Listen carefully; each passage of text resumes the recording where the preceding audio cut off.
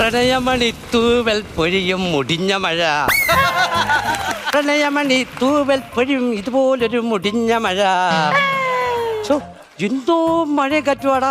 കാലാവസ്ഥ നിരീക്ഷണ കേന്ദ്രം എഴുതി വെച്ചിട്ട് എന്തേലും നോക്കാതിരിക്കാൻ പറ്റുമോ? ആഹാ, ഈ മേഘം 100 അടിച്ചു വിട്ടിട്ട് എവിടെ പോവാ?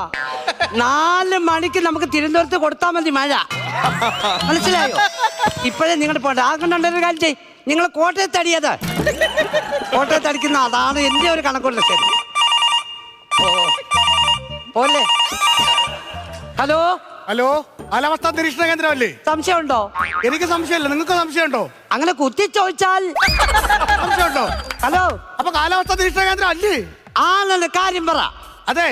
ആ സാറേ, ഞാൻ 2 ദിവസം മുമ്പ് വിളിച്ചായിരുന്നു. തന്തയ്ക്കോ? തന്തയ്ക്കല്ല, ഞാൻ 2 ദിവസം മുമ്പ് ഞാൻ സാറിനെ വിളിച്ചായിരുന്നേ. വിളിച്ചിട്ട് അപ്പൊ ഞാൻ ഇപ്പം വീട്ടിൽ നിന്ന് പുറത്തിറങ്ങാതിരിക്കുവാ. അപ്പൊ കടം മേടിക്കുമ്പോ നീ ഓർക്കണം. കടം മേടിച്ചല്ലെന്ന് പിന്നെ സാറ് പറഞ്ഞിട്ടാ ഞാൻ പുറത്തിറങ്ങാതിരിക്കുന്നത്. ഞാനെന്താ പറഞ്ഞു? സാറ് പറഞ്ഞില്ലേ ഒറ്റപ്പെട്ട മഴയ്ക്ക് സാധ്യതയുണ്ട്, എല്ലാം ഊരിട്ടിട്ട് കിടക്കാൻ. അപ്പൊ നീ ഇപ്പൊ അങ്ങനെ കിടക്കുവാണോ? ഞാൻ ഇപ്പൊ ഒന്നുമില്ലായിരിക്കുവാ. വീഡിയോ കോൾ തന്നെ വരാവോ? വീഡിയോ കോളിലോ? ഇത് മനുഷ്യൻ വരുന്ന ഒരു സ്ഥാപനമായത്. നീ വെച്ചിട്ട് പോയേ. ഓരോ കോളപ്പിക്കുന്നു. ഓ പെണ്ണുമ്പള, നിനക്ക് ഇതെന്തിന്റെ കേടാടി സുജേ? എന്തുവാ സംഭവം? എന്തുവാ എടി? എന്തുവാ ഞാൻ പറയാം. അതായത് നീ നമ്മള് തുണി അലക്കി നീ വെളിയിൽ ഇട്ടേക്കുവല്ലയോ, അതെടുത്ത് അകത്തിട്ടോ.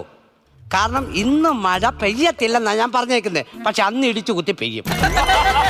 പണ്ടത്തെ പോലെ ഫലിക്കുന്നില്ല കാര്യങ്ങള്, മനസ്സിലായില്ലയോ?